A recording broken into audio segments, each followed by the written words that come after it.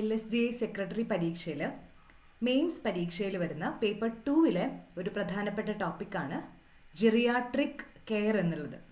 അപ്പോൾ ഇന്നത്തെ ക്ലാസ്സിൽ ജെറിയാട്രിക് കെയർ എന്നുള്ളൊരു ടോപ്പിക്കാണ് നമ്മൾ ഡിസ്കസ് ചെയ്യുന്നത്. നമുക്ക് ക്ലാസ് സ്റ്റാർട്ട് ചെയ്യാം. അപ്പോൾ ആദ്യം തന്നെ ഈ ഒരു ടേം അല്ല, അത്ര പരിചയമുള്ളൊരു ടേം അല്ല നമുക്ക് ജെറിയാട്രിക് കെയർ. അതിൻ്റെ അർത്ഥം വയോജന പരിചരണം എന്നുള്ളതാണ്. അപ്പോൾ ഈ ജെറിയാട്രിക്സ് എന്ന് പറയുന്ന ടേം തന്നെ അതിൻ്റെ അർത്ഥം വാർദ്ധക്യത്തിലുള്ള ആളുകളുടെ പ്രശ്നങ്ങളും രോഗങ്ങളും ഒക്കെ കൈകാര്യം ചെയ്യുന്ന ഒരു വൈദ്യശാസ്ത്ര ശാഖയാണ് ജെറിയാട്രിക്സ് എന്നുള്ളത്.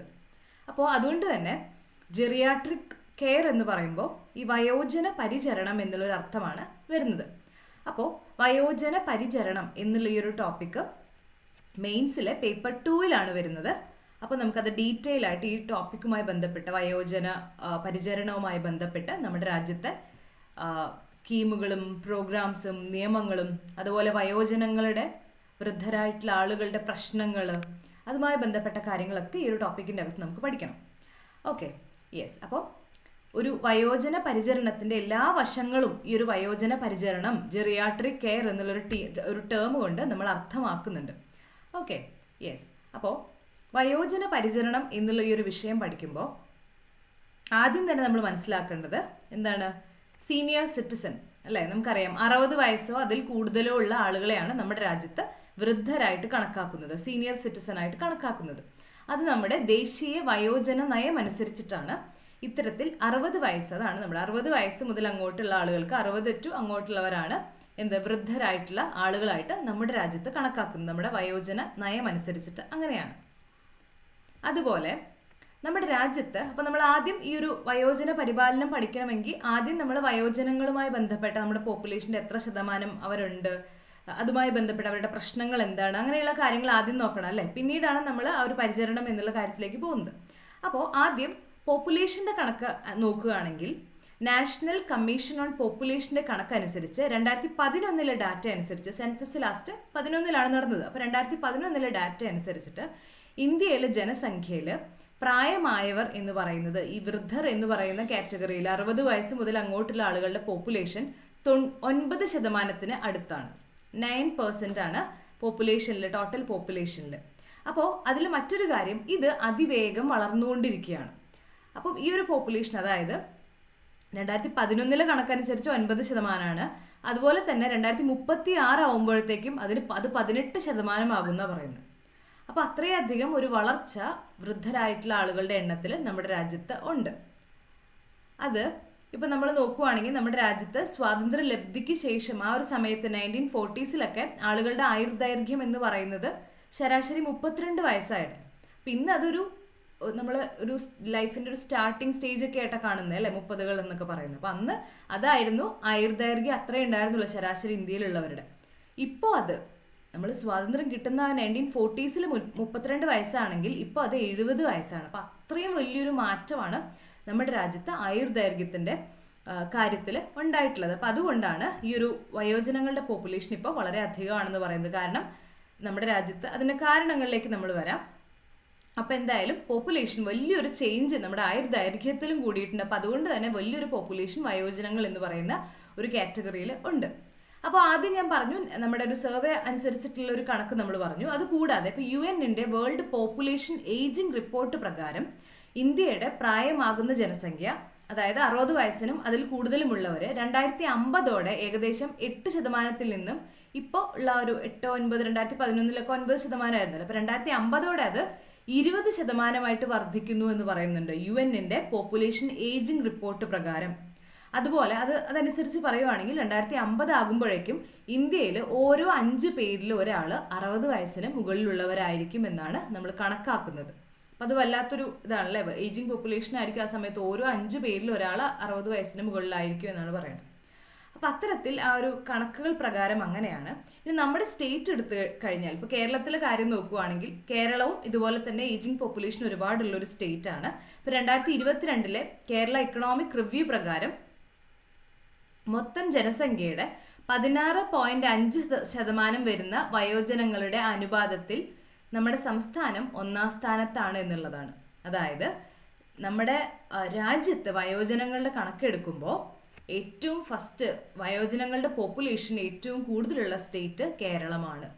അപ്പോൾ അത് പ്രത്യേകം ഓർത്തു വയ്ക്കാം. ഇപ്പോൾ 2022 കണക്കനുസരിച്ച് ജനസംഖ്യയുടെ 16.5% ഈ ഒരു വയോജനങ്ങളുടെ എണ്ണം. അത് കൂടുകയുള്ളൂ, അത് കൂടിക്കൊണ്ടിരിക്കുകയാണ്. അതുപോലെ 2031 ആവുമ്പോഴത്തേക്കും ഇത് 20% ഉയരും എന്ന് പറയുന്നുണ്ട്. അധികം താമസമില്ല 2031 ആവാൻ അല്ലേ. അതുപോലെ അപ്പോൾ ജനസംഖ്യയുടെ 20% എന്ന് പറയുമ്പോൾ വലിയൊരു പോപ്പുലേഷനായിട്ട് മാറും വയോജനങ്ങളായിട്ടുള്ള ആളുകൾ. അപ്പോൾ അത് മാത്രമല്ല, ദേശീയ തലത്തിൽ നമ്മൾ മൊത്തത്തിൽ രാജ്യം എടുക്കുമ്പോൾ വയോജനങ്ങളുടെ വാർഷിക വളർച്ചാ നിരക്ക് എന്ന് പറയുന്നത് 3.28% ആണെങ്കിൽ ഓരോ വർഷത്തിൽ അത്രയാണ് വളർച്ച വരുന്നത് ആ ഒരു പോപ്പുലേഷനിലെങ്കിൽ, അല്ലെങ്കിൽ അതിലേക്ക് ഇൻക്ലൂഡഡ് ആവുന്ന ആളുകളുടെ എണ്ണം എന്ന് പറയുമ്പോൾ കേരളത്തിൽ അത് 3.96%. ദേശീയ ശരാശരിയേക്കാൾ കൂടുതലാണ് വയോജനങ്ങളുടെ പോപ്പുലേഷൻ കേരളത്തിൽ വർദ്ധിക്കുന്നത്. അപ്പം അതുകൊണ്ട് തന്നെ നമ്മുടെ സ്റ്റേറ്റ് ആണ് ഏറ്റവും അധികം വയോജനങ്ങളുടെ എണ്ണം ഉള്ളത്. ദേശീയ ശരാശരിയേക്കാൾ വാർഷികമായിട്ടുള്ള വയോജനങ്ങളുടെ പോപ്പുലേഷനിലുള്ള അളവ് കൂടുന്നതും നമ്മുടെ സ്റ്റേറ്റിൽ തന്നെയാണ്. അതുപോലെ 2031 ആകുമ്പോഴത്തേക്കും ഇത് 20%, 21% ഒക്കെ ആവുമെന്നാണ് കണക്കാക്കുന്നത്. ഒരു പക്ഷെ അതിൻ്റെ കൂടുതലും ആകാം. അപ്പോൾ അതാണ് ഒരു പോപ്പുലേഷൻ്റെ എത്ര ശതമാനമുണ്ട്, എത്ര ഭാഗമുണ്ട് വയോജനങ്ങൾ എന്ന് പറഞ്ഞ ആ ഒരു കാര്യത്തിൻ്റെ ആൻസർ എന്ന് പറയുന്നത്. അതാണ് ആ ഒരു ഡാറ്റ. ഓക്കെ,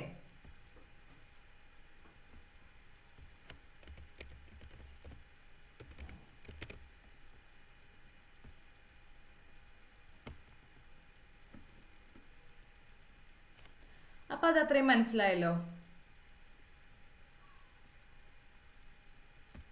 ഇനി നമ്മൾ എന്താണ് ഈ ഒരു ജനസംഖ്യ വർദ്ധിപ്പിക്കുന്ന ഘടകങ്ങൾ എന്ന് നോക്കിയാൽ നമുക്കറിയാവുന്ന കാര്യങ്ങൾ തന്നെയാണ്. ഒന്ന്, ആയുർദൈർഘ്യത്തിൽ വർധനവുണ്ടായി. സ്വാതന്ത്ര്യത്തിന് ശേഷം ഇന്ത്യയുടെ ആയുർദൈർഘ്യം ഇരട്ടിയായി. അതുപോലെ ഫെർട്ടിലിറ്റി നിരക്കിൽ കുറവ് എന്നുള്ളത്. ഇതിനു മുമ്പ് ഫെർട്ടിലിറ്റി എന്ന് പറയുമ്പോൾ 6 കുഞ്ഞുങ്ങളൊക്കെ ആയിരുന്നു, 6 അത്തരത്തിലൊക്കെ ആയിരുന്നു ഒരു ജനന നിരക്ക് എന്ന് പറയുന്നത്. ഇപ്പോൾ അത് 2 നമ്മുടെ ഫെർട്ടിലിറ്റി നിരക്ക് എന്ന് പറയുന്നത്. ഇപ്പോൾ കുഞ്ഞുങ്ങളുടെ എണ്ണം കുറഞ്ഞു. കാലക്രമേണ എഡ്യൂക്കേഷനും നമ്മുടെ കുറേ കാര്യങ്ങളിൽ വ്യത്യാസം വന്നപ്പോൾ കുഞ്ഞുങ്ങളുടെ എണ്ണം കുറഞ്ഞു.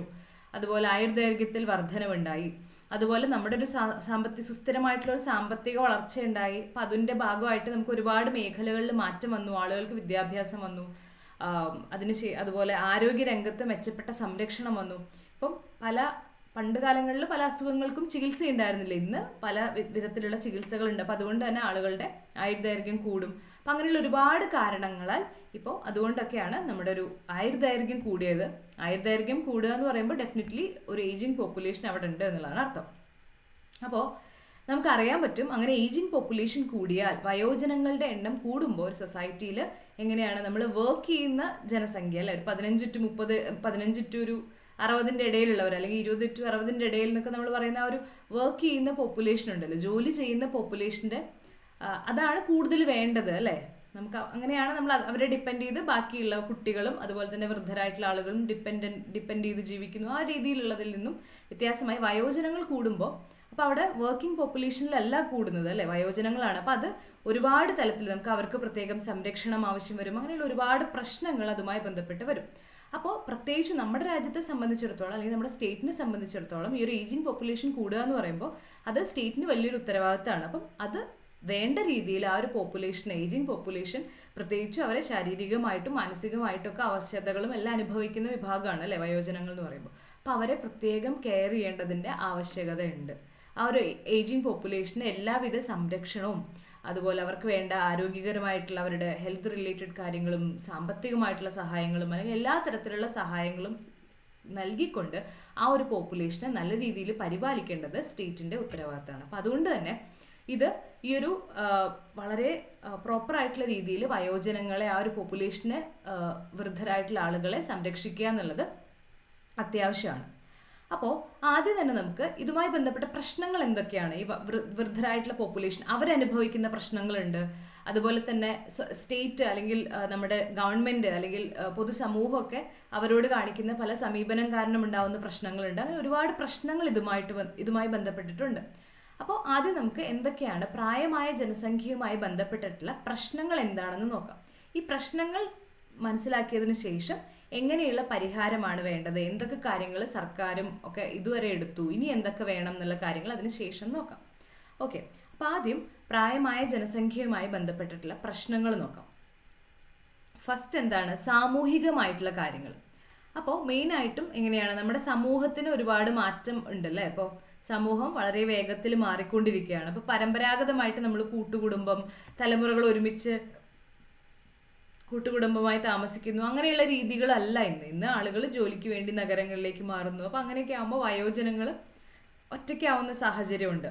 അപ്പോൾ അതുകൊണ്ട് തന്നെ അതാണ് ഒരു വലിയൊരു പ്രശ്നം ഇന്ന് കേരളം ഉൾപ്പെടെയുള്ള കേരളത്തിലെ ഏറ്റവും വലിയൊരു പ്രശ്നം അതാണ്. മൈഗ്രേഷൻ കൂടുമ്പോൾ ഇവിടെയുള്ള ഏജിങ് ആയിട്ടുള്ള ആളുകൾ, ഒരു വൃദ്ധരായിട്ടുള്ള ആളുകളുടെ പോപ്പുലേഷൻ അല്ലെങ്കിൽ അവരെയാണ് അത് കൂടുതൽ ബാധിക്കുന്നത്. ഇനി വേറെ അതുപോലെ തന്നെ വിരമിക്കൽ. ഇപ്പം വയോജനങ്ങൾ എന്ന് പറയുമ്പോൾ 60 വയസ്സ് വരെ മുതലുള്ള ആളുകൾ, അവരെല്ലാവരും റിട്ടയർഡ് ആയിട്ടുള്ള ആളുകളാണ്. പലർക്കും പിന്നീട് വേറെ മേഖലകളിൽ നിന്നും എത്താതെ അല്ലെങ്കിൽ ഒന്നും അങ്ങനെയുള്ള അവസരങ്ങൾ ഇല്ലാത്ത സാഹചര്യങ്ങൾ അല്ലെങ്കിൽ അങ്ങനെയുള്ള പല കാരണങ്ങളാൽ അവർക്ക് നിരാശയുണ്ടാവാം. അതുപോലെ ഫിസിക്കലി അവർ കുറച്ചും കൂടെ പ്രശ്നങ്ങൾ ഫേസ് ചെയ്യുന്ന ആളുകളായതുകൊണ്ട് അതിൻ്റെതായ ബുദ്ധിമുട്ടുകൾ, ഏകാന്തത, ഇതുപോലെയുള്ള അവരുടെ വീട്ടിലുള്ളവർ, കുട്ടികൾ, ചെറുപ്പക്കാരായ ആളുകളെല്ലാം മറ്റ് സ്ഥലങ്ങളിലേക്ക് ജോലി തേടിയൊക്കെ പോകുമ്പോൾ ഇവർ ഒറ്റയ്ക്കാവുമ്പോഴുള്ള ഒരു ഏകാന്തത, ഉപയോഗശൂന്യത, ഒറ്റപ്പെടൽ, അങ്ങനെയുള്ള കാര്യങ്ങൾ കൊണ്ടുള്ള പ്രശ്നങ്ങൾ, തലമുറകളുടെ വിടവ്, ഒരു ജനറേഷൻ ഗ്യാപ്പ് എന്ന് പറയുന്ന പ്രശ്നം, അത്തരത്തിലുള്ള ഒരുപാട് പ്രശ്നങ്ങൾ ഈ ഒരു വയോജനങ്ങളായിട്ടുള്ള ആളുകൾ അനുഭവിക്കുന്നുണ്ട്. സാമ്പത്തികമായിട്ടുള്ള പ്രശ്നങ്ങളാണ്. സാമ്പത്തികമായിട്ടുള്ള പ്രശ്നങ്ങൾ എന്ന് പറയുമ്പോൾ ഈ പ്രായമായിട്ടുള്ള ആളുകൾ എന്ന് പറയുമ്പോൾ അവർ വിരമിച്ചിട്ടുള്ള ആളുകളായിരിക്കും. അപ്പോൾ അവർക്ക് ജോലി ചെയ്ത് ശമ്പളം അല്ലെങ്കിൽ പൈസ എന്നുള്ളൊരു കാര്യം അല്ലെങ്കിൽ ജോലി ചെയ്യാൻ അവർക്ക് സാധിക്കുന്നുണ്ടാവില്ല. അപ്പോൾ വിരമിച്ച ആളുകളായതുകൊണ്ട് അവർക്ക് പലപ്പോഴും മറ്റുള്ളവരെ ആശ്രയിക്കേണ്ടി വരും സാമ്പത്തികമായിട്ടുള്ള കാര്യങ്ങൾക്ക്. അപ്പം അത് പല വിധത്തിലുള്ള പ്രശ്നങ്ങൾ അവരിൽ ഉണ്ടാക്കുക. അതുവരെ അവർ ജോലി ചെയ്ത് സ്വന്തമായി കാര്യങ്ങൾ ചെയ്തിരുന്ന ആളുകൾ മറ്റുള്ളവരെ ആശ്രയിക്കുക എന്നുള്ളൊരു സാഹചര്യം വരുമ്പോൾ അത് അവർക്ക് മാനസികമായിട്ടും എല്ലാ രീതിയിലുള്ള ബുദ്ധിമുട്ടുകൾ ഉണ്ടാക്കാം. അതുപോലെ ചികിത്സാ ചെലവുകൾ വർദ്ധിപ്പിക്കുന്ന കാര്യങ്ങൾ വരുമ്പോൾ അതും സാമ്പത്തികമായിട്ട് വയോജനങ്ങളെ ബാധിക്കുന്ന ഒരു കാര്യമാണ്. അപ്പോൾ മറ്റൊരു കാര്യം ദാരിദ്ര്യവും ദുരിതവും ഇതെല്ലാം സാമ്പത്തികമായിട്ട് ഇല്ലാതെ ആവുമ്പോൾ അതിൻ്റെ ഒരു അനന്തരഫലമായിട്ട് വരുന്ന കാര്യങ്ങളാണ് അല്ലേ. അതുപോലെ പ്രോപ്പറായിട്ടുള്ള അപര്യാപ്തമായിട്ടുള്ള ഭവന സൗകര്യം, ഇപ്പോഴും ഭവന സൗകര്യം ഇല്ലാത്ത ആളുകൾ, അത് അവരിൽ വൃദ്ധരും കൂടെ ആകുമ്പോൾ അവർ അനുഭവിക്കുന്ന പ്രശ്നങ്ങൾ ഇരട്ടിയാവും. അപ്പോൾ അങ്ങനെയുള്ള കാര്യങ്ങളൊക്കെ ഉണ്ട്. അതുപോലെ സാമ്പത്തികം എന്നുള്ള ഈ ഒരു ഭാഗം, അപ്പോൾ അവിടെ ഞാൻ പറഞ്ഞു തൊഴിൽ എടുക്കാൻ കഴിയാത്ത സാഹചര്യം, അങ്ങനെയുള്ള കാര്യങ്ങളൊക്കെ അവരെ ബാധിക്കുന്നുണ്ട്. അപ്പം ഹെൽപ്പ് ഏജ് ഇന്ത്യ എന്നുള്ള ഒരു NGO നടത്തിയിട്ടുള്ള ഒരു സർവേയിൽ 47% വയോജനങ്ങൾ തങ്ങളുടെ കുടുംബത്തെയാണ് വരുമാനത്തിനായിട്ട് സാമ്പത്തികമായിട്ടൊക്കെ ആശ്രയിക്കുന്നതെന്ന് പറഞ്ഞു. 34% പേരാണ് പെൻഷനിലും അതുപോലെ മറ്റവർക്കുള്ള പണമിടപാടിൽ അവരുടേതായിട്ടുള്ള ചില സാമ്പത്തിക കാര്യങ്ങളും ആശ്രയിച്ചുകൊണ്ട് ജീവിക്കുന്നത്.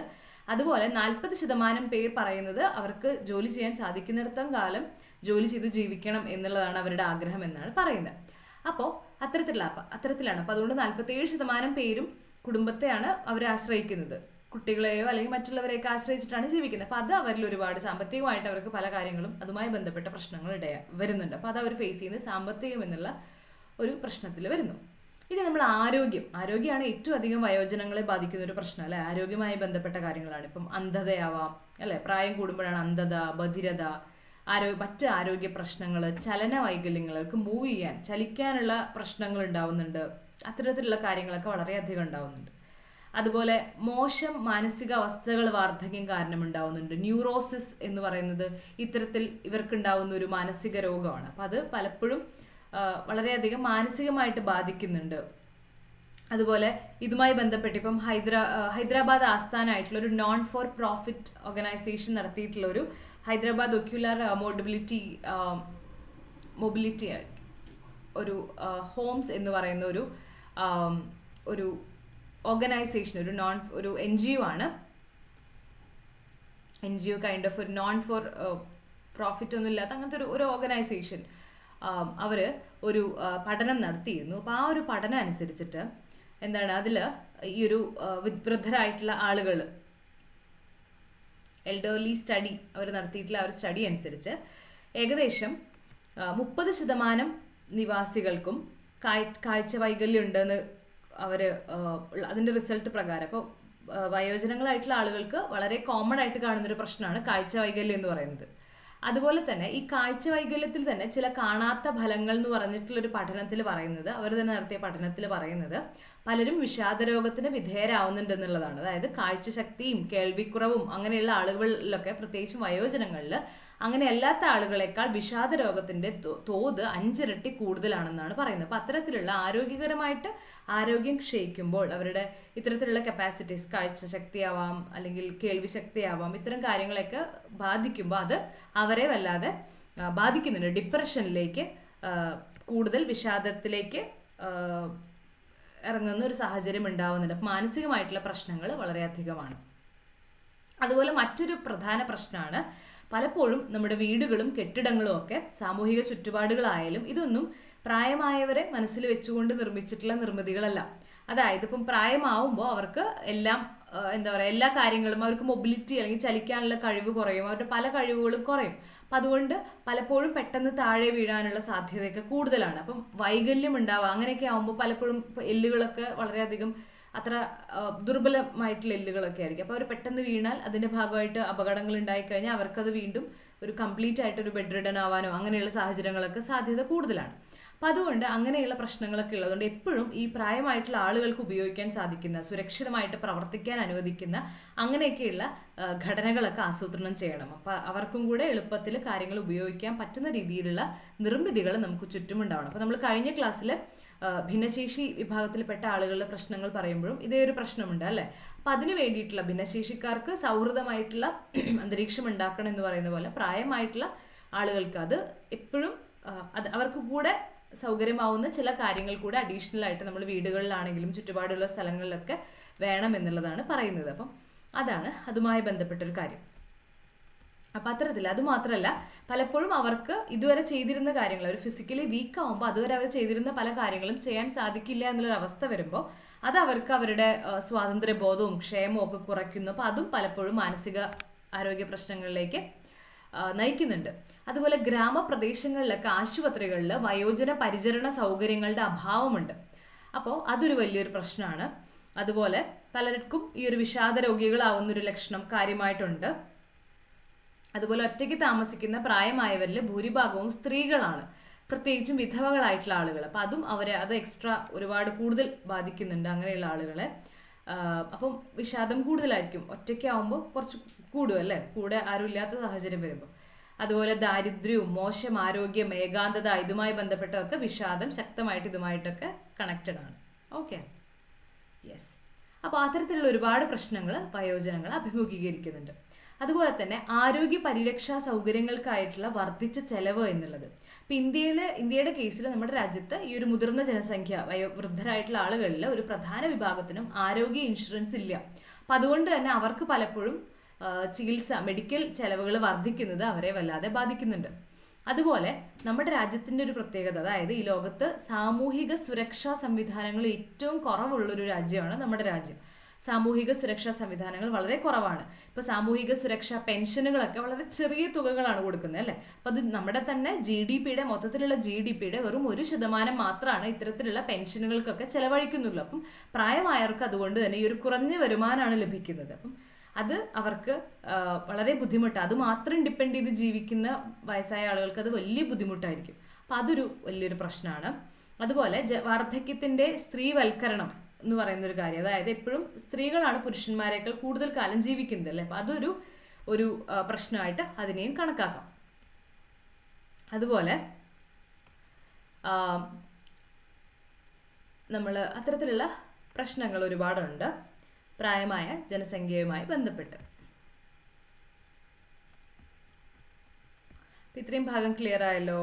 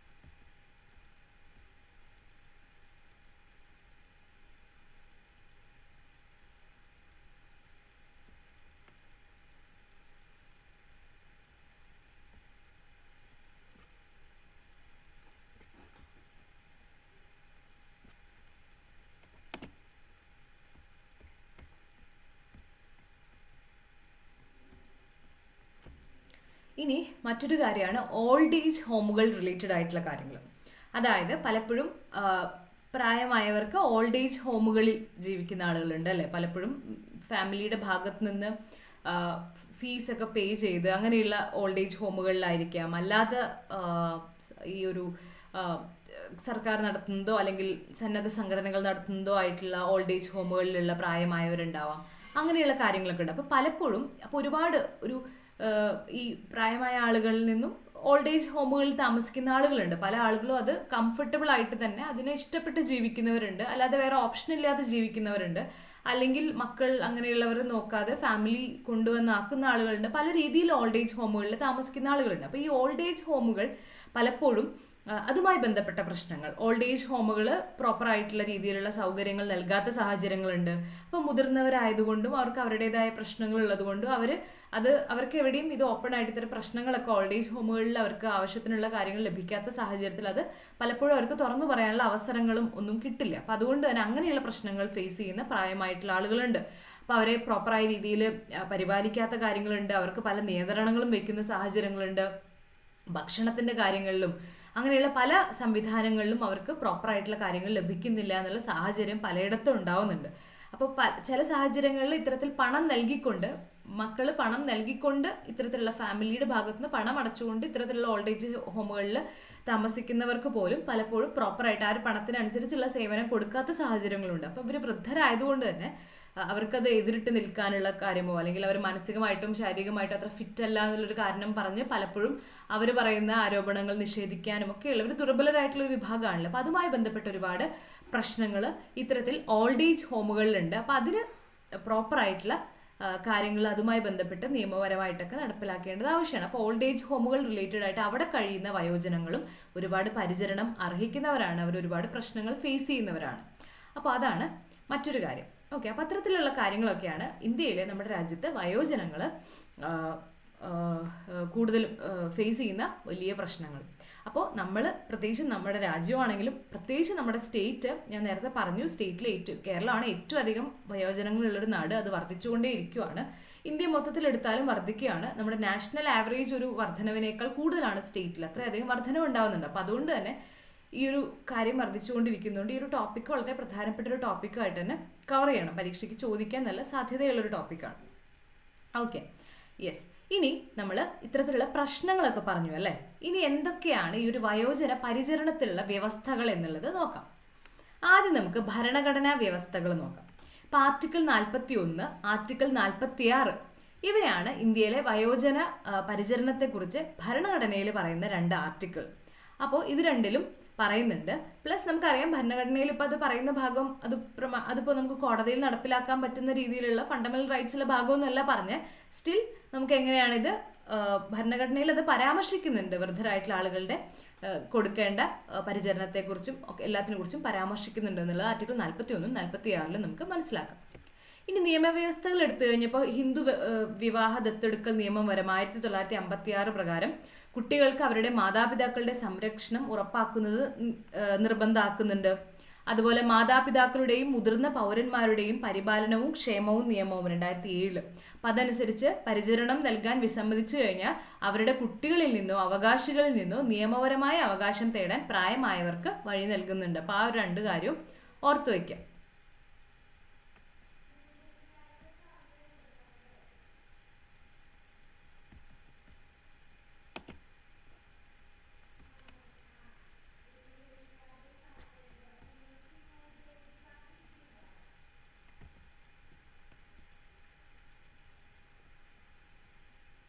അപ്പോൾ ആ ഒരു നിയമങ്ങൾ ഓർത്ത് വയ്ക്കാം.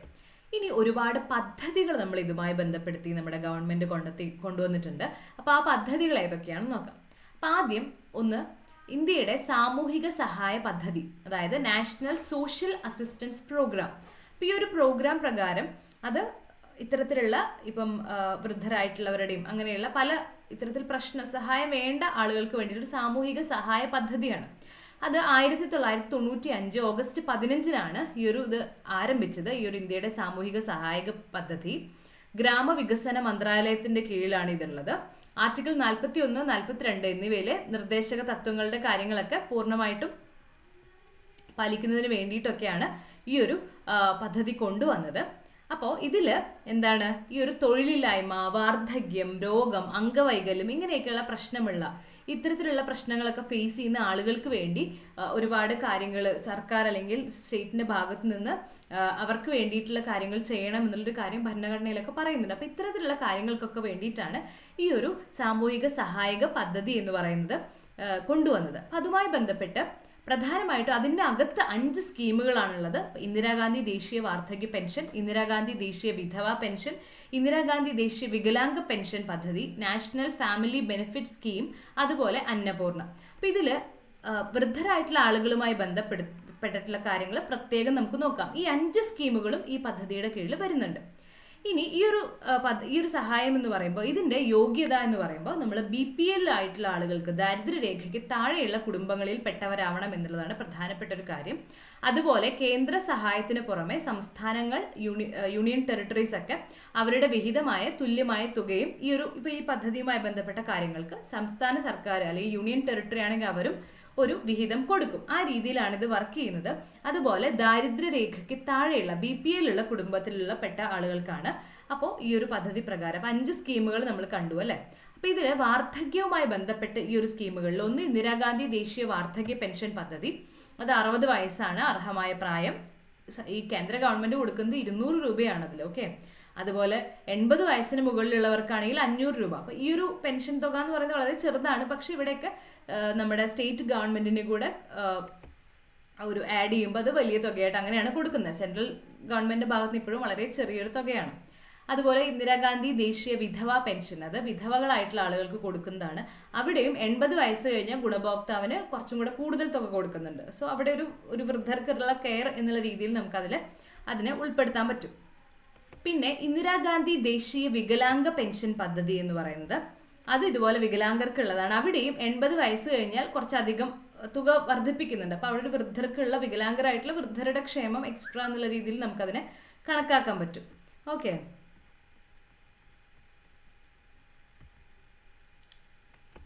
അതുപോലെ ഞാൻ നേരത്തെ പറഞ്ഞ പോലെ പല സംസ്ഥാനങ്ങളും ഈ ഒരു ഫണ്ടിൽ പെൻഷന് കൊടുക്കുന്ന തുക കുറവായതുകൊണ്ട് തന്നെ പല സംസ്ഥാനങ്ങളും പല സ്കീമുകളും ഉപയോഗിച്ചിട്ട് കുറച്ചും കൂടെ കൂടുതൽ തുകയായിട്ട് സാമൂഹിക സുരക്ഷാ പെൻഷനുകളൊക്കെ വർദ്ധിപ്പിച്ചിട്ടുണ്ട് എന്നുള്ളത് ഓർത്തു വയ്ക്കും. ഇതിൽ കുറഞ്ഞ തുകയാണെങ്കിലും സംസ്ഥാനങ്ങൾ അത് വളരെ വലിയ തുകയായിട്ട്, അതായത് അതിനെ കമ്പയർ ചെയ്യുമ്പോൾ വലിയൊരു തുകയായിട്ടുള്ള രീതിയിൽ കൊടുക്കുന്നുണ്ട്. ഇപ്പം നമ്മുടെ സ്റ്റേറ്റിലൊക്കെ 1600 രൂപയാണ് പെൻഷൻ കൊടുക്കുന്നത് അല്ലേ, പത്രത്തിലുള്ള തുക. ഓക്കെ. ഇനി അതിലുള്ള മറ്റൊരു കാര്യം അന്നപൂർണ സ്കീമാണ്. ഇത് ഒരു ഗുണഭോക്താവിന് പ്രതിമാസം 10 കിലോ ഭക്ഷ്യധാന്യം, ഗോതമ്പ് അല്ലെങ്കിൽ അരി നൽകുന്നു എന്നുള്ളൊരു പദ്ധതിയാണ്. അപ്പോൾ അതിൽ പറയുന്നത് എങ്ങനെയാണ്, ഈ ഒരു പദ്ധതിക്ക് കീഴിൽ യോഗ്യരായ പ്രായമായവരുടെ അവകാശങ്ങൾ നിറവേറ്റുന്നതിനും അവരുടെ ഭക്ഷ്യസുരക്ഷയ്ക്ക് വേണ്ടിയിട്ടാണ് ഈ ഒരു പദ്ധതി. പ്രായമായവർക്കുള്ള ഒരു ഭക്ഷ്യസുരക്ഷ പദ്ധതിയായിട്ട് അന്നപൂർണ സ്കീമിനെ നമുക്ക് കണക്കാക്കാൻ പറ്റും. അപ്പോൾ ഈ ഒരു നാഷണൽ സോഷ്യൽ അസിസ്റ്റൻസ് പ്രോഗ്രാം പ്രകാരം 5 സ്കീമുകളുണ്ട്. ഓക്കെ. ഇനി വയോജനങ്ങളുമായി ബന്ധപ്പെട്ടിട്ടുള്ള സർക്കാർ പദ്ധതികൾ ഏതൊക്കെയാണെന്നുള്ളത്, ബാക്കി പദ്ധതികൾ നോക്കാം. അപ്പോൾ സംസ്ഥാനങ്ങളും കേന്ദ്രഭരണ പ്രദേശങ്ങളും എന്നിവയുടെയൊക്കെ പങ്കാളിത്തത്തോടെ സാമൂഹ്യ നീതി ശാക്തീകരണ മന്ത്രാലയവും മറ്റ് മന്ത്രാലയങ്ങളും ഒക്കെ ഇത്തരത്തിൽ മുതിർന്ന പൗരന്മാരുടെ ക്ഷേമത്തിന് വേണ്ടി മാത്രമായിട്ടുള്ള നയങ്ങളും സർക്കാർ പദ്ധതികളൊക്കെ സൃഷ്ടിക്കുകയും നടപ്പിലാക്കുകയൊക്കെ ചെയ്യുന്നുണ്ട്. അപ്പോൾ അത് നമുക്ക് നോക്കാം. അപ്പോൾ ഒന്നതിൽ പ്രധാനമന്ത്രി വയവന്ദന യോജന, PMVVY, പ്രധാനമന്ത്രി വയവന്ദന യോജന. അത് 60 വയസ്സും അതിൽ കൂടുതലുള്ള മുതിർന്ന പൗരന്മാർക്ക് മാത്രമായിട്ടുള്ളൊരു പെൻഷൻ പദ്ധതിയാണ്. അത് 2023 വരെയൊക്കെ നീട്ടിയിട്ടുണ്ടായിരുന്നു, 2020 ശേഷം. ഓക്കെ. അപ്പോൾ അതാണ് ഈ ഒരു പദ്ധതി. ഈ ഒരു വൃദ്ധർക്ക് വേണ്ടി മാത്രമുള്ള പെൻഷൻ പദ്ധതിയാണ്. അതുപോലെ IPOP, integrated programme for older people, പ്രായമായവർക്കുള്ള സംയോജിത പ്രോഗ്രാം. അപ്പോൾ മുതിർന്ന പൗരന്മാരുടെ ജീവിത നിലവാരം മെച്ചപ്പെടുത്താൻ വേണ്ടിയിട്ടുള്ളതാണ് ഈ ഒരു പദ്ധതി. അപ്പോൾ അവർക്ക് ഭക്ഷണം, പാർപ്പിടം, വൈദ്യസഹായം, വിനോദാവസരങ്ങൾ അതൊക്കെ നൽകുക എന്നുള്ളതാണ് ഉദ്ദേശിക്കുന്നത്. അതുപോലെ രാഷ്ട്രീയ വയോശ്രീ യോജന മറ്റൊരു പദ്ധതിയാണ്. മുതിർന്ന പൗരന്മാരുടെ ക്ഷേമനിധിയിൽ നിന്ന് ധനസഹായം നൽകുന്ന ഒരു കേന്ദ്ര പദ്ധതിയാണ്. 2016 ഇതിൻ്റെ ഫണ്ട് വിജ്ഞാപനം ചെയ്തത്. ചെറുകിട സേവിങ്സ് അക്കൗണ്ടുകൾ, PPF, EPF എന്നിവയിൽ നിന്നുള്ള ക്ലെയിം ചെയ്യപ്പെടാത്ത എല്ലാ തുകയും ഈ ഫണ്ടിലേക്ക് മാറ്റുന്നു. അപ്പം ഇതിലൊരു മുതിർന്ന പൗരന്മാരുടെ ക്ഷേമനിധിയിൽ നിന്ന് ധനസഹായം നൽകുക എന്നുള്ളതാണ് ഇതുകൊണ്ട് ഉദ്ദേശിക്കുന്നത്. അപ്പം ഇതിലൂടെ ഈ ഒരു ധനസഹായം എന്ന് പറയുന്നത് കാഴ്ചക്കുറവ്, ശ്രവണ വൈകല്യം, പല്ലുകൾ നഷ്ടപ്പെടൽ, അതുപോലെ അങ്ങനെയുള്ള പലതരത്തിലുള്ള വൈകല്യങ്ങൾ അനുഭവിക്കുന്ന ദാരിദ്ര്യരേഖയ്ക്ക് താഴെയുള്ള വിഭാഗത്തിൽപ്പെട്ടിട്ടുള്ള മുതിർന്ന പൗരന്മാർക്ക് എല്ലാ സഹായങ്ങളും കൊടുക്കുക എന്നുള്ളതാണ് ഇതുകൊണ്ട് ഉദ്ദേശിക്കുന്നത്. അപ്പോൾ ഇവർക്ക് കാഴ്ചക്കുറവും ശ്രവണ വൈകല്യം എന്നൊക്കെ പറയുമ്പോൾ അതുമായി ബന്ധപ്പെട്ട ഹെൽപ്പും എന്താ ചെയ്യേണ്ടത് അതുമായി ബന്ധപ്പെട്ട കാര്യങ്ങളൊക്കെ പലപ്പോഴും എയ്ഡുകൾ വാങ്ങിക്കൊടുക്കുക, അങ്ങനെയുള്ള കാര്യങ്ങളൊക്കെ അതിൽ വരുന്നുണ്ട്. അപ്പോൾ ഇതിൽ സാമൂഹ്യനീതി ശാക്തീകരണ മന്ത്രാലയമാണ് അതിൻ്റെ കീഴിലാണ് വരുന്നത്. അതിൻ്റെ കീഴിൽ തന്നെയുള്ള ഒരു പൊതുമേഖലാ സ്ഥാപനമായിട്ടുള്ള ആർട്ടിഫിഷ്യൽ ലിംസ് മാനുഫാക്ചറിംഗ് കോർപ്പറേഷനാണ് ഈ പദ്ധതി നടപ്പിലാക്കുന്ന ഏജൻസി. അപ്പം അതാണ് രാഷ്ട്രീയ വയോശ്രീ യോജന എന്ന് പറയുന്നത്. ഇനി സമ്പൻ പദ്ധതി, SAMPAN, സമ്പൻ എന്ന് പറയുന്നത്, സമ്പൻ പദ്ധതി എന്ന് പറയുമ്പോൾ 2018 ആരംഭിച്ച പദ്ധതിയാണ്. അതായത് ടെലികമ്മ്യൂണിക്കേഷൻസ് പെൻഷൻകാർക്കുള്ള തടസ്സങ്ങളില്ലാത്ത ഓൺലൈൻ പെൻഷൻ പ്രോസസ്സിങ്ങും പേയ്മെന്റ് സംവിധാനമാണ്. പെൻഷൻകാരുടെ ബാങ്ക് അക്കൗണ്ടിലേക്ക് നേരിട്ട് ക്യാഷ് ക്രെഡിറ്റ് ചെയ്യുക എന്നുള്ളതാണ്. അപ്പം ഇതിനു മുമ്പ് അങ്ങനെ ആയിരുന്നില്ല അല്ലേ, പോസ്റ്റ്മെൻ വഴിയൊക്കെ ആയിരുന്നു. പിന്നീട് ഇപ്പോൾ ഈ ഒരു പദ്ധതി പ്രകാരം നേരിട്ട് ബാങ്ക് അക്കൗണ്ടുകളിലേക്ക് നേരിട്ട് ക്രെഡിറ്റ് ചെയ്യുന്നു. അപ്പോൾ അവർക്ക് തന്നെ നേരിട്ട് ലഭിക്കുന്നു എന്നുള്ളതും ഒരു ബാങ്കിങ് മേഖലയിൽ എല്ലാവരുടെയും ഒരു ഇൻക്ലൂഷൻ ഒക്കെ ഇതിലൂടെ ഉദ്ദേശിക്കുന്നതാണ്. സമ്പൻ പദ്ധതി 2018 തുടങ്ങിയതാണ്. പലപ്പോഴും ഇതിനു മുമ്പൊക്കെയുള്ള സാഹചര്യങ്ങളിൽ പലപ്പോഴും ഇങ്ങനെ ആയിരുന്നില്ല. അപ്പം ഇതിലൂടെ ഒരുപാട് കാര്യങ്ങൾ ബാങ്കിങ് മേഖലയായിട്ട് ബന്ധിപ്പിക്കാനും ആളുകളെ എല്ലാം ഇൻക്ലൂഡ് ചെയ്യാനും എല്ലാം ഇതിലൂടെ സാധിച്ചിട്ടുണ്ട്. ഇനി പ്രായമായവർക്കുള്ള സീക്രട്ട് പോർട്ടൽ എന്നുള്ളൊരു സംവിധാനം സാമൂഹ്യനീതി ശാക്തീകരണ മന്ത്രാലയമാണ് ഈ ഒരു പോർട്ടൽ വികസിപ്പിച്ചത്. Senior able citizens for re employment in dignity എന്നുള്ളതാണ് സീക്രട്ട് എന്നുള്ളതിൻ്റെ ഒരു ഫുൾ ഫോം പറയുന്നത്. അപ്പം ഇതിലൂടെ ഈ ഒരു പോർട്ടലാണിത്, സീക്രട്ട് പോർട്ടൽ. അപ്പം അതിൽ 60 വയസ്സിന് മുകളിലുള്ള പൗരന്മാർക്ക് ഈ ഒരു പോർട്ടലിൽ രജിസ്റ്റർ ചെയ്യാൻ പറ്റും. അങ്ങനെ ജോലിയും തൊഴിലവസരങ്ങളും ഒക്കെ കണ്ടെത്താൻ സാധിക്കും. അതിലൂടെ തൊഴിൽ തേടുന്ന മുതിർന്ന വ്യക്തികൾക്ക് പുറമെ കമ്പനികൾ, സ്വയം സഹായ ഗ്രൂപ്പുകൾ, അതുപോലെ മുതിർന്ന പൗരന്മാർ, മറ്റ് സ്ഥാപനങ്ങൾ അവർക്കൊക്കെ ഈ ഒരു ജോബ് പോർട്ടൽ പ്രയോജനം ചെയ്യുന്നുണ്ട്. ഈ പദ്ധതി ഇന്ത്യയിലെ ഉൽപാദനക്ഷമമായിട്ടുള്ള വാർദ്ധക്യത്തിലും അവരെ മാക്സിമം പ്രൊഡക്റ്റീവ് ആക്കി സൊസൈറ്റിക്ക് ഒരു ഹെൽപ്പ് ആക്കുക എന്നുള്ളൊരു കാര്യം അല്ലേ. അപ്പം അവിടെ എന്താണ് ചെയ്യുന്നത്, 60 വയസ്സിന് മുകളിലുള്ള പൗരന്മാർക്കും ഇവിടെ രജിസ്റ്റർ ചെയ്ത് കഴിഞ്ഞാൽ തൊഴിലൊക്കെ കിട്ടുന്നു. അപ്പം അതിൻ്റെ അർത്ഥം എന്താണ്, അപ്പം അവർ പ്രൊഡക്റ്റീവായിട്ട് സാധാരണ 60 വയസ്സോടുകൂടെ റിട്ടയർ ആയിരിക്കുക എന്നുള്ളതിൽ നിന്നും മാറി വൃദ്ധരായിട്ടുള്ള ആളുകളെ നമ്മൾ മാക്സിമം അവരെ പ്രൊഡക്റ്റീവായിട്ടിരിക്കുക, അവരിലൂടെ ഒരു കോൺട്രിബ്യൂഷൻ സൊസൈറ്റിക്കും അതുപോലെ സമ്പദ് വ്യവസ്ഥയ്ക്കൊക്കെ ലഭിക്കുക എന്നുള്ളതാണ് ഇതിലൂടെ എന്താ പറയുക ചെയ്യുന്നത്. അപ്പോൾ വളരെ നല്ലൊരു ഇനീഷ്യേറ്റീവാണ് അല്ലേ. അതുപോലെ എൻഡർ ലൈൻ എന്ന് പറയുന്ന ഒരു ടോൾ ഫ്രീ നമ്പർ കൊടുക്കുന്ന ഒരു പ്രോഗ്രാമാണ്. അതിലൂടെ ഇവർക്ക് പ്രായമായിട്ടുള്ള ആളുകൾക്ക് ഒരു വൈകാരിക പിന്തുണയും വിവരങ്ങളും അവർക്ക് മാർഗനിർദ്ദേശങ്ങളും എല്ലാ കാര്യങ്ങളും അവർക്ക് അവരുടെ നിയമപരമായിട്ടുള്ള കാര്യങ്ങൾ, മേ ബി ഇപ്പം മക്കളുമായി ബന്ധപ്പെട്ട് അവർക്ക് എന്തെങ്കിലും ഇഷ്യൂസ് ഉണ്ടെങ്കിൽ നിയമപരമായിട്ടുള്ള കാര്യങ്ങൾ, അവരുടെ സ്വത്തുമായി ബന്ധപ്പെട്ട കാര്യങ്ങൾ, പെൻഷൻ റിലേറ്റഡ് കാര്യങ്ങൾ, മെഡിക്കൽ കാര്യങ്ങൾ, അല്ലെങ്കിൽ അവർക്ക് എന്തെങ്കിലും ചൂഷണം സംഭവിച്ചു, അവർക്ക് എന്തെങ്കിലും പ്രശ്നങ്ങളുണ്ടെങ്കിൽ അതുമായി ബന്ധപ്പെട്ട കാര്യങ്ങൾ, ഇത്തരം കാര്യങ്ങളൊക്കെ വരുമ്പോൾ അവർക്ക് അതുമൊക്കെ സംസാരിക്കാനുള്ള ഒരു ടോൾ ഫ്രീ നമ്പറാണ് ഇതിൽ കൊടുക്കുന്നത്. ഇനി എല്ലാ മുതിർന്ന പൗരന്മാർക്കും അല്ലെങ്കിൽ അവരുടെ അഭ്യുദയകാംക്ഷികൾക്കും രാജ്യത്തുടനീളമുള്ള ഒരു പ്ലാറ്റ്ഫോം നൽകാനും അവരുടെ ആശങ്ക പങ്കിടാനും അവരുടെ പ്രശ്നങ്ങൾ ഷെയർ ചെയ്യാനും എല്ലാം ഇതിലൂടെ സാധിക്കും. അപ്പോൾ അതുകൊണ്ട് തന്നെ അങ്ങനെയുള്ളതാണ് ഈ ഒരു ടോൾ ഫ്രീ നമ്പർ എന്ന് പറയുന്നത്. അപ്പോൾ അവർക്ക് അവരുടെ ആശങ്കകളെല്ലാം പങ്കുവയ്ക്കുക, അതിനുള്ള കാര്യങ്ങളൊക്കെ ചെയ്യുക, അവർക്ക് എന്തെങ്കിലും ഹെൽപ്പ് വേണമെങ്കിൽ ചോദിക്കുക, സംശയങ്ങൾ ദൂരീകരിക്കുക, അതിനൊക്കെ ഈ ഒരു നമ്പർ ഉപകാരപ്രദമാണ്. അതുപോലെ senior care ageing growth engine സംരംഭം, the sage programme, senior care ageing growth engine എന്ന് പറയുന്ന ഒരു പ്രോജക്റ്റാണിത്. ഇവിടെ സാമൂഹ്യനീതി ശാക്തീകരണ മന്ത്രാലയമാണ് ഈ ഒരു സേജ് പ്രോജക്റ്റും സേജ് സൈറ്റൊക്കെ അവതരിപ്പിച്ചിട്ടുള്ളത്. സേജ് പോർട്ടൽ അവിടെ പ്രശസ്തമായിട്ടുള്ള സ്റ്റാർട്ടപ്പുകളുടെ വയോജന പരിചരണ സാധനങ്ങൾക്കും സേവനങ്ങൾക്കും, വയോജനങ്ങൾക്ക് വേണ്ടിയിട്ടുള്ള അവർക്ക് പരിചരണത്തിന് വേണ്ടി അവർക്ക് ഉപകാരപ്രദമാവുന്ന സാധനങ്ങളും സേവനങ്ങളൊക്കെ അവിടെ ആ ഒരു പോർട്ടലിലുണ്ട്. അപ്പോൾ അതുകൊണ്ട് ഇത്തരത്തിലുള്ള പല സംരംഭങ്ങളിലും ഈ ഒരു വയസ്സായിട്ടുള്ള ആളുകൾക്ക് അവർക്ക് പരിചരണത്തിന് വേണ്ടിയിട്ടും അവർക്ക് സേവനങ്ങളൊക്കെ കൊടുക്കുന്നതിന് വേണ്ടിയിട്ടുള്ള തരത്തിലുള്ള സംരംഭങ്ങളൊക്കെ ഉണ്ടെങ്കിൽ അവർക്കൊക്കെ ഇതിൽ ഈ ഒരു പോർട്ടൽ ഉള്ളത് കൊണ്ട് അവരെയൊക്കെ സഹായിക്കാൻ സാധിക്കും. അപ്പോൾ അതുകൊണ്ട് തന്നെ പുതിയ പല സ്റ്റാർട്ടപ്പുകൾ അവർ വയോജനങ്ങൾക്കായിട്ട് പുതിയൊരു പ്രോഡക്റ്റോ അല്ലെങ്കിൽ സേവനമോ അല്ലെങ്കിൽ സഹായമോ എന്തെങ്കിലുമൊക്കെ നൽകാൻ ഉദ്ദേശിക്കുന്നുണ്ടെങ്കിൽ അതൊക്കെ വയോജനങ്ങൾക്ക് ലഭ്യമാക്കാനും ഇങ്ങനെ തുടങ്ങുന്ന സ്റ്റാർട്ടപ്പുകൾക്ക് ഒരു വേദിയൊക്കെ ആയിട്ട് ഈ ഒരു സേജ് അവിടെ അവൈലബിൾ ആണ്. അപ്പം ഇതുപോലെ രണ്ടു കൂട്ടർക്ക് ഉപകാരമാണ്. വൃദ്ധരായിട്ടുള്ള ആളുകൾക്ക് അവർക്ക് അവൈലബിൾ ആയിട്ടുള്ള കാര്യങ്ങൾ നേടാം, അതുപോലെ ഇത് പ്രൊവൈഡ് ചെയ്യുന്ന ആളുകൾക്ക് എന്താണ് ഈ ഒരു പോർട്ടലിൽ അതുമായി ബന്ധപ്പെട്ട വിവരങ്ങൾ നൽകുക. അപ്പോൾ ഇവരുടെ ഇടയിൽ ഒരു എന്താ പറയുക, ഒരു ഇടനിലക്കാരനായിട്ട് ഈ ഒരു മന്ത്രാലയം നിൽക്കുന്നു എന്നുള്ളതാണ്. അപ്പോൾ അത് വളരെ നല്ലൊരു ഇനീഷ്യേറ്റീവാണ്. ഇനി മറ്റൊരു കാര്യം, മുതിർന്ന പൗരന്മാരുടെ ദേശീയ നയം 2011 national policy four senior citizens എന്നുള്ളൊരു ദേശീയ നയം നമ്മൾ കൊണ്ടുവന്നിരുന്നു. അപ്പോൾ അതൊന്ന് പഠിച്ചു വെച്ചിരിക്കേണ്ട കാര്യമാണ്.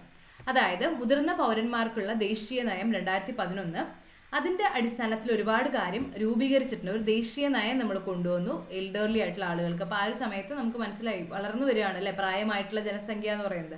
അപ്പോൾ അതുകൊണ്ട് തന്നെ അവർക്ക് വേണ്ട എല്ലാ കാര്യങ്ങളിലും ഇവരുമായി ബന്ധപ്പെട്ട എല്ലാ കാര്യങ്ങളും ഇതിൽ ചർച്ച ചെയ്യുന്നുണ്ട്. ഈ ഒരു വളർന്നു വരുന്ന പ്രായമായ ജനസംഖ്യ, മാറിക്കൊണ്ടിരിക്കുന്ന സമ്പദ് വ്യവസ്ഥ, സാമൂഹിക അവസ്ഥ, ശാസ്ത്രം, സാങ്കേതിക വിദ്യ, വൈദ്യശാസ്ത്രം, ഇതുമായി ബന്ധപ്പെട്ട എല്ലാ കാര്യങ്ങളും ഇവിടെ ഡിസ്കസ് ചെയ്യുന്നുണ്ട്, പ്രത്യേകിച്ചും പ്രായമായ ആളുകളുമായി ബന്ധപ്പെടുത്തി.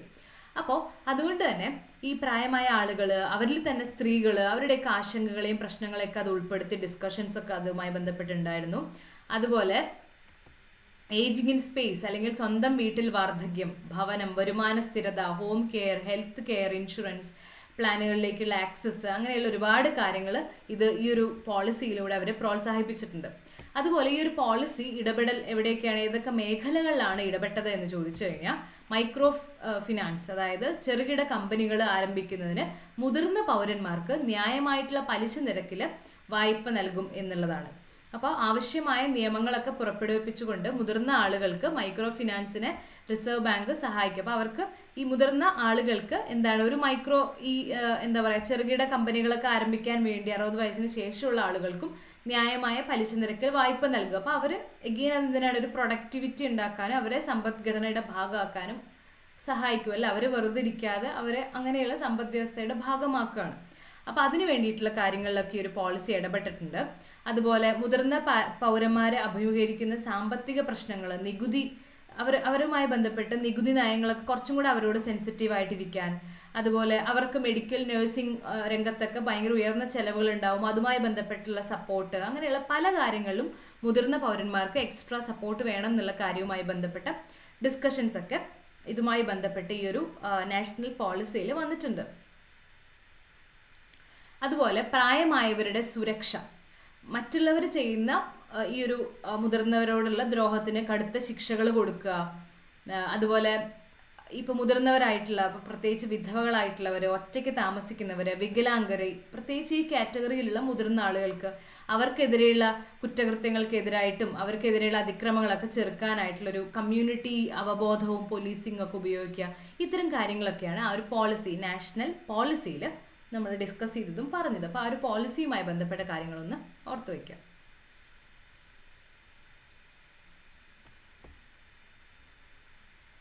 ഓക്കെ, അപ്പോൾ ഇത്രയും ഭാഗം ക്ലിയർ ആയല്ലോ.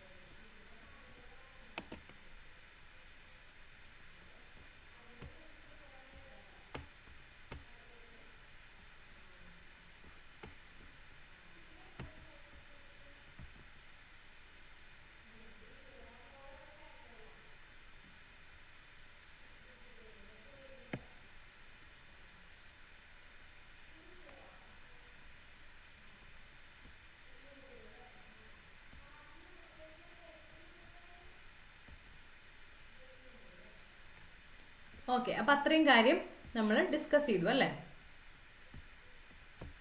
ഇനി ഇതിൽ നിന്നും ഈ ഒരു മുന്നോട്ടുള്ളൊരു വഴി എന്നുള്ളത്, അതായത് നമ്മൾ വയോജനങ്ങളുടെ പോപ്പുലേഷൻ അതിൻ്റെ ഡാറ്റ നമ്മൾ നോക്കി. കേരളത്തിലാണെങ്കിലും ഇന്ത്യയിലാണെങ്കിലും അത് വർദ്ധിച്ചുകൊണ്ടിരിക്കുകയാണെന്ന് മനസ്സിലായി. പിന്നെ അവർ അഭിമുഖീകരിക്കുന്ന പ്രശ്നങ്ങൾ നമ്മൾ നോക്കി. അതുമായി ബന്ധപ്പെട്ട് സൊല്യൂഷൻസ്, നമ്മുടെ ഭരണഘടനയിൽ എന്തൊക്കെ സൊല്യൂഷൻസ് ഉണ്ട്, നിയമപരമായിട്ടുള്ള എന്തെല്ലാം സൊല്യൂഷൻസ് ഉണ്ട്, അതുകൂടാതെ എന്തൊക്കെ സ്കീംസ് ഉണ്ട്, അത്രയും കാര്യങ്ങളൊക്കെ നമ്മൾ നോക്കി. ഇനി ഈ ഒരു ഇത്രയും കാര്യങ്ങൾ നമ്മൾ ഡിസ്കസ് ചെയ്തു. നാഷണൽ പോളിസി ഉണ്ടായിരുന്നതിനെ കുറിച്ചും എല്ലാം നമ്മൾ ഡിസ്കസ് ചെയ്തു. ഇനി മുന്നോട്ടുള്ള വഴി, ഇതിൽ ഈ ഒരു എന്തൊക്കെയാണ് ഇത്തരത്തിലുള്ള സ്കീംസും പ്രോഗ്രാംസും ഒക്കെ ഉണ്ടെങ്കിലും ഇനി എന്തൊക്കെ കാര്യങ്ങളാണ് ചെയ്യേണ്ടത് എന്നുള്ളൊരു കാര്യം കൂടെ നമുക്കൊന്ന് ഡിസ്കസ് ചെയ്യാം. അപ്പോൾ പ്രധാനമായിട്ടും ഈ പറഞ്ഞ പോലെ അവരെ മാക്സിമം പ്രൊട്ടക്റ്റ് ചെയ്യുക എന്നുള്ളതാണ്. വയോജനങ്ങൾ എന്ന് പറയുന്നവരെ, ആ ഒരു ഗ്രൂപ്പിൽ ആ ഒരു വൃദ്ധരായിട്ടുള്ള ആളുകളെ മാക്സിമം അവരെ പ്രൊട്ടക്റ്റ് ചെയ്യുക, എല്ലാവിധ രീതിയിലുള്ള സംരക്ഷണവും അവർക്ക് ഒരുക്കുക. അതുപോലെ പെൻഷൻ രൂപത്തിലുള്ള പണം അവരെ പലപ്പോഴും പല ആരോഗ്യ പ്രശ്നങ്ങളെ നേരിടാനും ഏകാന്തത ഒഴിവാക്കാനൊക്കെ സാമ്പത്തിക സഹായം ഒരുപാട് ഹെൽപ്പ് ചെയ്യും അല്ലേ. അപ്പം ലോകമെമ്പാടുമുള്ള സാമൂഹിക സുരക്ഷാ സംവിധാനങ്ങളുടെയൊക്കെ ഒരു പ്രധാന ഘടകമാണ് വാർദ്ധക്യ പെൻഷൻ എന്ന് പറയുന്നത്. അപ്പോൾ പല ഡെവലപ്ഡ് രാജ്യങ്ങളിലും ആളുകൾ എന്തുകൊണ്ടാണ് ഡെവലപ്ഡ് രാജ്യങ്ങളിലേക്ക് പലപ്പോഴും മൈഗ്രേറ്റ് ചെയ്യുന്നത്? അവിടെയുള്ള സോഷ്യൽ സെക്യൂരിറ്റി അല്ലേ, പ്രായമായിട്ടുള്ള ആളുകൾക്ക് ലഭിക്കുന്ന സാമൂഹ്യ സുരക്ഷ. പക്ഷെ നമ്മുടെ രാജ്യത്ത് ഇപ്പോഴും അത് നമുക്ക്, അതിന് ഒരുപാട് റീസൺസ് ഉണ്ട് നമ്മുടെ രാജ്യത്ത് നമുക്ക് അത് എത്താൻ സാധിക്കാത്തതിൻ്റെ. പക്ഷെ മാക്സിമം പറ്റാവുന്ന തുക, GDP-യിൽ കുറച്ചും കൂടെ അധികം തുക ഇത്തരത്തിലുള്ള സാമൂഹിക പെൻഷനുകൾക്കും സാമൂഹിക സുരക്ഷാ സംവിധാനങ്ങൾക്കൊക്കെ വേണ്ടിയിട്ട് മാറ്റിവെക്കുക എന്നുള്ളതാണ് പ്രധാനമായിട്ടും നമുക്ക് ചെയ്യാൻ പറ്റുന്ന ഒരു കാര്യം. അതുപോലെ ഇപ്പം നമ്മൾ ദക്ഷിണേന്ത്യൻ സംസ്ഥാനങ്ങളിലാണെങ്കിലും അതുപോലെ ഒഡീഷ, രാജസ്ഥാൻ തുടങ്ങിയിട്ടുള്ള പല സംസ്ഥാനങ്ങളിലൊക്കെ സാർവത്രികമായിട്ടുള്ള സാമൂഹിക സുരക്ഷാ പെൻഷനുകൾ നൽകുന്നുണ്ട്. അപ്പം അതുപോലെയുള്ള കാര്യങ്ങൾ ബാക്കി സ്റ്റേറ്റുകളും കൂടെ കൊടുക്കുക എന്നുള്ളതാവുമ്പോൾ വലിയൊരളവിൽ അത് വൃദ്ധരായിട്ടുള്ള ആളുകൾക്ക് ഒരു വലിയൊരു ഹെൽപ്പായിരിക്കും, ആ ഒരു ഏജ്ഡ് പോപ്പുലേഷന് വലിയ ഹെൽപ്പായിരിക്കും. അപ്പോൾ അതുകൊണ്ട് തന്നെ ഈ നമ്മൾ നേരത്തെ നമ്മുടെ ആ ഒരു നാഷണൽ നമ്മൾ പല സ്കീംസിനെ കുറിച്ചും പഠിച്ചു അല്ലേ, ദേശീയമായിട്ടുള്ള സോഷ്യൽ സെക്യൂരിറ്റി റിലേറ്റഡ് കാര്യങ്ങൾ പഠിച്ചപ്പോൾ അവിടെ നമ്മൾ കണ്ടു പലപ്പോഴും സാമൂഹ്യ സുരക്ഷാ പെൻഷനുകളൊക്കെ വളരെ കുറഞ്ഞൊരു തുകയാണ് സർക്കാരിൻ്റെ ഭാഗത്തു നിന്നും കൊടുക്കുന്നത്, കേന്ദ്ര സർക്കാരിൻ്റെ ഭാഗത്തു നിന്നും കൊടുക്കുന്നതെന്ന്. അപ്പോൾ അതിലൊരു മാറ്റം വരിക, കേന്ദ്ര സർക്കാർ ഇതെല്ലാം നവീകരിക്കുകയാണെങ്കിൽ സംസ്ഥാനങ്ങൾക്ക് അത് ഹെൽപ്പായിരിക്കും, സംസ്ഥാനങ്ങൾക്കും നവീകരിക്കാൻ വലിയൊരു മാറ്റം കൊണ്ടുവരാൻ സാധിക്കും. അതുപോലെ പെൻഷൻ പദ്ധതിയൊക്കെ നവീകരിക്കുന്നതിൽ ശ്രദ്ധ കേന്ദ്രീകരിക്കുക എന്നുള്ളൊരു കാര്യം തന്നെയാണ്. അതുപോലെ സാമൂഹിക സുരക്ഷാ പെൻഷനുകളിലൊക്കെ പരിഷ്കാരങ്ങൾ കൊണ്ടുവരിക എന്നുള്ളൊരു കാര്യം. ഇപ്പോൾ പലപ്പോഴും ആളുകളെ എക്സ്ക്ലൂഡ് ചെയ്യുക ഈ ഗ്രൂപ്പിൽ നിന്ന്, അതിന് വേണ്ടിയിട്ടുള്ള കാര്യങ്ങൾ ചില മാനദണ്ഡങ്ങളൊക്കെ വെച്ച് ആളുകളെ പലപ്പോഴും എക്സ്ക്ലൂഡ് ചെയ്യുന്നത് ഒരു പരിധിവരെ ഈ എക്സ്ക്ലൂഷൻ എന്ന് പറയുന്നത് വല്ലാതെ സ്ട്രിക്റ്റ് ആയിട്ടുള്ള നിയമങ്ങൾ അതുമായി ബന്ധപ്പെട്ട് കൊണ്ടുവരികയാണെങ്കിൽ പലരും അതിന് എക്സ്ക്ലൂഡഡ് ആയി പോകും. അപ്പം അതുകൊണ്ട് അത് കുറയ്ക്കുക. അതുപോലെ തന്നെ അങ്ങനെയുള്ള കാര്യങ്ങൾ പലപ്പോഴും നമ്മൾ ഇത്തരത്തിലുള്ള വളരെയധികം പലതരത്തിലുള്ള നിയമങ്ങളൊക്കെ ഇതുമായി ബന്ധപ്പെട്ടൊരു പെൻഷൻ അവൈൽ ചെയ്യാൻ, ഒരു പെൻഷൻ ലഭിക്കാനൊക്കെ കൊണ്ടുവരുമ്പോൾ പലപ്പോഴും അതെന്തിനാണ് പ്രിവിലേജ്ഡ് ആയിട്ടുള്ള കുടുംബങ്ങൾ, സാമ്പത്തികമായിട്ട് സംരക്ഷണമൊക്കെയുള്ള കുടുംബങ്ങൾ അത് അത്തരത്തിലുള്ള കാര്യങ്ങൾ പ്രയോജനപ്പെടുത്താതിരിക്കാൻ വേണ്ടിയിട്ടാണ് എന്നൊക്കെ പറയും. പക്ഷേ സ്റ്റിൽ ഇത്തരത്തിൽ അത് അങ്ങനെ ചെയ്യുമ്പോൾ ഒരുപാട് സ്ട്രിക്റ്റ് ആയിട്ടുള്ള നിയമങ്ങളും കണ്ടീഷൻസും കൊണ്ടുവന്ന് ഒരുപാട് രേഖകൾ സബ്മിറ്റ് ചെയ്യണം, അങ്ങനെയുള്ള കാര്യങ്ങളൊക്കെ വരുമ്പോൾ പലപ്പോഴും ഈ ഒരു കാര്യത്തിൽ അർഹതയുള്ളവരും കൂടെ അവിടുന്ന് അത് ലഭിക്കാതിരിക്കാൻ, ഇത്തരത്തിലുള്ള പല രേഖകളും സമർപ്പിക്കാനൊന്നും സാധിക്കാതിരിക്കാനൊക്കെ അങ്ങനെയുള്ള സാധ്യതകളുണ്ട്. അപ്പം അതുകൊണ്ട് അത്തരം കാര്യങ്ങളൊക്കെ കുറച്ചും കൂടെ ഇളവുകൾ അനുവദിക്കുക, അങ്ങനെയുള്ള കാര്യങ്ങളെല്ലാം ചെയ്യാം. അത് മാത്രമല്ല, അതുമായി ബന്ധപ്പെടുത്തി നമ്മൾ എപ്പോഴും ഓർക്കേണ്ട കാര്യം, വൃദ്ധർ എന്ന് പറയുമ്പോൾ അതൊരിക്കലും സമൂഹത്തിന് അവരെപ്പോഴും ഒരു മുതൽക്കൂട്ടാണ് അല്ലേ. അവർ എക്സ്പീരിയൻസ്ഡ് ആയിട്ടുള്ള ആളുകളാണ്, അവർക്ക് ഒരുപാട് എക്സ്പീരിയൻസസ് ഉണ്ട് പുതിയ ജനറേഷനോട് ഷെയർ ചെയ്യാൻ വേണ്ടിയിട്ട്. അപ്പം അതുപോലെ അങ്ങനെയുള്ള ഒരുപാട് കാര്യങ്ങളുണ്ട് അല്ലേ. സൊസൈറ്റിക്ക് അവരൊരു മുതൽക്കൂട്ടാണ്. അപ്പം അതുകൊണ്ട് എപ്പോഴും അവരെ ഒറ്റപ്പെടുത്തുന്നതിന് പകരം അവരെ മുഖ്യധാര സമൂഹത്തിലേക്കൊക്കെ ലയിപ്പിക്കുക എന്നുള്ളതാണ് നമുക്ക് ഏറ്റവും അധികം ചെയ്യാൻ പറ്റുന്ന ഒരു കാര്യം. അതുപോലെ ജെറിയാട്രിക് ഹെൽത്ത് കെയർ സൗകര്യങ്ങൾ ഇപ്പം നമ്മുടെ രാജ്യത്തിൻ്റെ മറ്റൊരു വലിയൊരു പ്രശ്നമാണ്. ഇപ്പോൾ ചണ്ഡീഗഡിലെ post graduate institute of medical education and research അവർ നടത്തിയിട്ടുള്ള ഒരു പഠനം അനുസരിച്ചിട്ട് മിക്ക മെഡിക്കൽ സ്കൂളുകളിലും ജെറിയാട്രിക്സിൽ പ്രത്യേക പരിശീലനമില്ല. എങ്ങനെ വൃദ്ധരെ, വയോജനങ്ങളെ എങ്ങനെ പരിചരിക്കണം എന്നുള്ളതിന് പ്രത്യേക പരിശീലനം മെഡിക്കൽ സ്കൂളുകളിൽ പോലും നൽകുന്നില്ല എന്നുള്ളതാണ്. അപ്പോൾ അത് മാറ്റി ജെറിയാട്രിക് ഹെൽത്ത് കെയർ സൗകര്യങ്ങൾ കൂടുതൽ വിപുലീകരിക്കുക. അതുപോലെ ചെറിയ വയോജന പരിചരണം ലഭ്യമാണെങ്കിലും നഗരപ്രദേശങ്ങളിലുള്ള ചില ഹോസ്പിറ്റൽസ് അങ്ങനെയുള്ള ടേർഷ്യറി ഒരു പലപ്പോഴും നഗരങ്ങളിലുള്ള ആശുപത്രികളിൽ മാത്രമാണ് ഇത് അവൈലബിൾ ആവുന്നുള്ളൂ. അപ്പം അതുകൊണ്ട് തന്നെ അത് ചിലവേറിയതുമാണ്. അപ്പം അതെല്ലാവർക്കും അത് അഫോർഡ് ചെയ്യാൻ പറ്റുന്നൊരു സാഹചര്യമല്ല. അപ്പം അതുകൊണ്ട് തന്നെ വയോജന ആരോഗ്യ പരിപാലന സേവനങ്ങളൊക്കെ പ്രാഥമികാരോഗ്യ കേന്ദ്രങ്ങളിൽ വരെ ലഭിക്കുന്ന രീതിയിൽ അതൊരു പ്രാഥമികാരോഗ്യ സേവനങ്ങളുടെ ഭാഗമായിട്ട് അതിനെ നമ്മൾ മാറ്റുക എന്നുള്ളത്. അതുപോലെ പോഷകാഹാരം, വ്യായാമം, മാനസിക ക്ഷേമം എന്നിവയിലൊക്കെ ശ്രദ്ധ കേന്ദ്രീകരിച്ചിട്ട് പൊതുവായ വയോജനങ്ങൾ പ്രശ്നങ്ങളെക്കുറിച്ച് അവബോധം നൽകുന്ന സമഗ്രമായിട്ടുള്ള ഒരു പ്രതിരോധ പാക്കേജ് കൊണ്ടുവരണം എന്നുള്ളൊരു കാര്യം. ഓക്കെ, അപ്പം അത്തരത്തിലുള്ള കാര്യങ്ങളൊക്കെയാണ് ഇതുമായി ബന്ധപ്പെട്ട് മുന്നോട്ട് ചെയ്യേണ്ടതായിട്ടുള്ള കാര്യങ്ങൾ.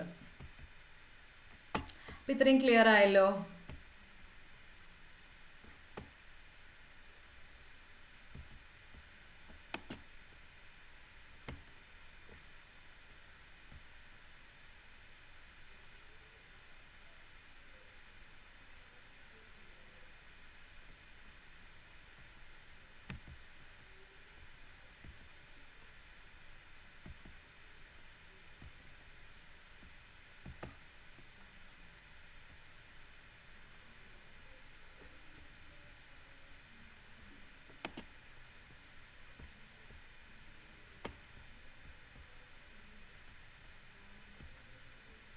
ഇനി ഇതുമായി ബന്ധപ്പെട്ട് 2 ടേംസും കൂടെ പറയാം.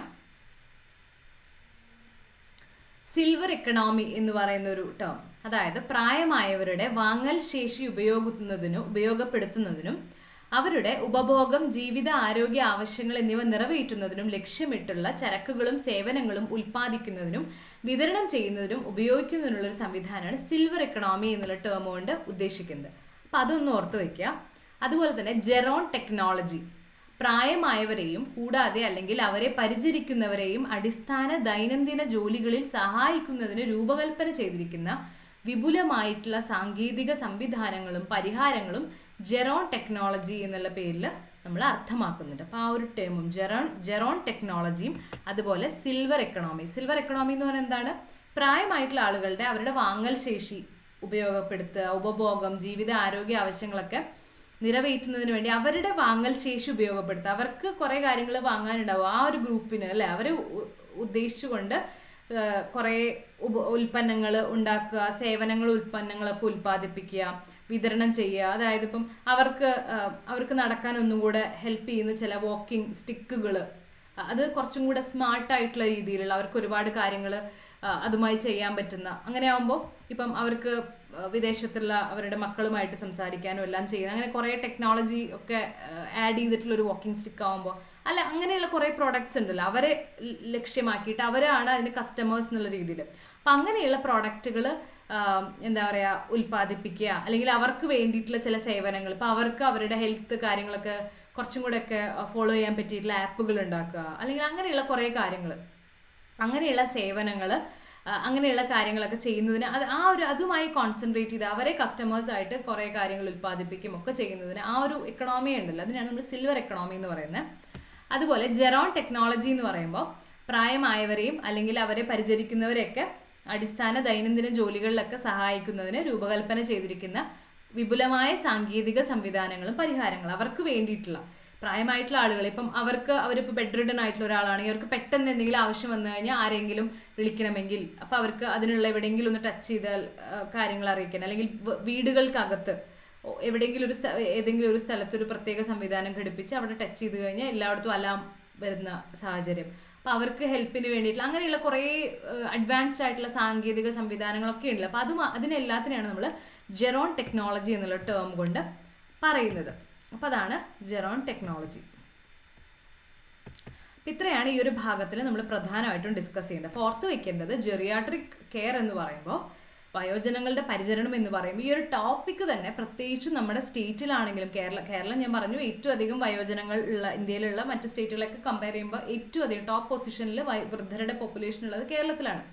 നമ്മുടെ രാജ്യത്തിൻ്റെ കാര്യം വ്യത്യാസമൊന്നുമില്ല, രാജ്യത്തും വൃദ്ധരുടെ പോപ്പുലേഷൻ കൂടിക്കൊണ്ടിരിക്കുകയാണ്. അപ്പോൾ അങ്ങനെയുള്ളൊരു സാഹചര്യത്തിൽ നമുക്ക് ഈ ഒരു ഭാഗത്ത് നിന്നും ക്വസ്റ്റ്യൻസ് വരാനുള്ള സാധ്യതയുണ്ട്. അപ്പോൾ കറണ്ട് ആയിട്ടുള്ള ഒരു ടോപ്പിക്കാണ്, പ്രത്യേകിച്ച് നമ്മുടെ സ്റ്റേറ്റിനെ സംബന്ധിച്ച്. അപ്പോൾ നമ്മൾ ഈ ഒരു പരീക്ഷ കേരള PSCയുടെ ആയതുകൊണ്ട് തന്നെ ചോദിക്കാം. അപ്പോൾ അതുമായി ബന്ധപ്പെട്ട പ്രത്യേകിച്ചും സ്കീമുകളും പ്രോഗ്രാംസും എല്ലാം പഠിക്കുക. അപ്പോൾ ഞാൻ നേരത്തെ സ്കീമുകൾ കൂടാതെ നിയമപരമായിട്ടുള്ള കാര്യങ്ങളും അതുപോലെ ഭരണഘടനയിൽ ഏത് ആർട്ടിക്കിളിലാണ് ഇത് മെൻഷൻ ചെയ്തിട്ടുള്ള ചില കാര്യങ്ങളും പിന്നെ ഇത്തരത്തിലുള്ള നാഷണൽ പോളിസി, അതുമായി ബന്ധപ്പെട്ട ആ ഒരു പോളിസി 2011 പോളിസി റിലേറ്റഡ് കാര്യങ്ങൾ, അത്തരം കാര്യങ്ങളൊക്കെ ഇതുമായി ബന്ധപ്പെട്ട് പഠിക്കുക. പിന്നെ മെയിൻ ആയിട്ടുള്ളവരുടെ പ്രശ്നങ്ങൾ, പിന്നെ 1-2 ടേംസ് നമ്മൾ പഠിച്ചു, പദ്ധതികളും പ്രോഗ്രാംസും ആ ഒരു ഡാറ്റ, ഇതുമായി ബന്ധപ്പെട്ട കണക്കുകൾ, എത്രയാണ് പോപ്പുലേഷൻ, എത്ര ശതമാനമാണ്, അത്തരം കാര്യങ്ങളെല്ലാം പഠിക്കാം.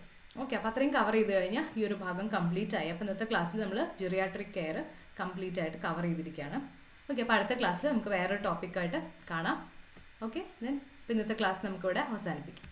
അപ്പോൾ എല്ലാവർക്കും ഇതുവരെ പറഞ്ഞതെല്ലാം ക്ലിയർ ആയെന്ന് വിചാരിക്കുന്നു.